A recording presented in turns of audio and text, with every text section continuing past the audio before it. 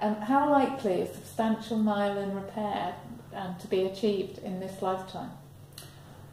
My view is that it will be. I think we're already making progress to improve myelin repair. There are some drugs that are now in clinical trial. There are some drugs whose clinical trial have shown small effects, perhaps not in improving patients yet, but at least improving measurements. And so I think these are the first trials that are trying to improve myelin repair. And I think that this will just get better as we get better at being able to measure it, we get better at being able to control it. And so, I don't normally get persuaded into how many years do you think it will take. But actually I think this lifetime easily. Yeah. And hopefully within the next 10 years, perhaps even within the next 5 years, that we'll get some myelin repair. Substantial might take a little bit longer. Yeah. But I actually think this is the way forward, and I think it is. There's a lot of progress in this. Yeah. Not just in the labs, but moving towards the patients. So I think that one is good, and I think that's likely. Probably by drugs. Yeah. To try and make your own stem cells make the repair the myelin.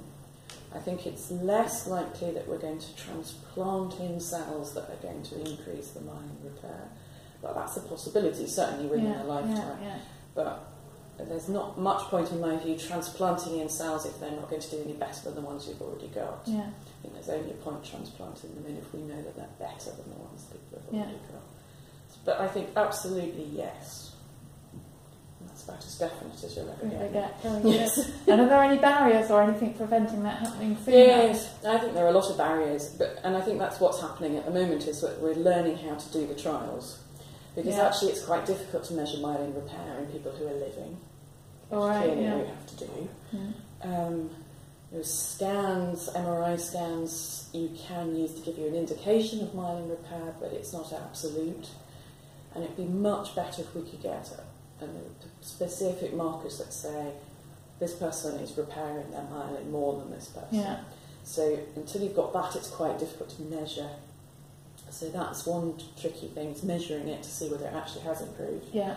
The other one is also always getting drugs into the brain. Yeah. Because brains are special places where drugs don't like to go.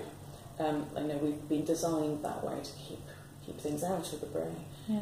And so drug developers have to do special tricks to get drugs into the brain, because otherwise we're going to have to do things like inject them into this cerebrospinal fluid, so like having lumbar puncture, which isn't wonderful, but it's not a complete disaster, or inject them into the head, which is even less wonderful.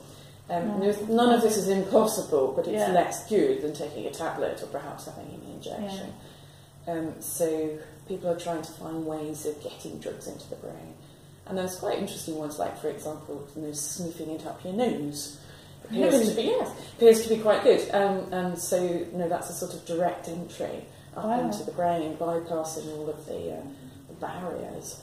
And so that might be a really quite good way of getting drugs into the brain. So, people are trying to find sort of neat and quirky ways of getting drugs into the brain, and then find better ways of measuring it. If we've got that, then I think we'll move forward even quicker. But we just have to develop these things. And that will take time, but it's worth doing. Yeah, no, sounds it. Very good, thank you.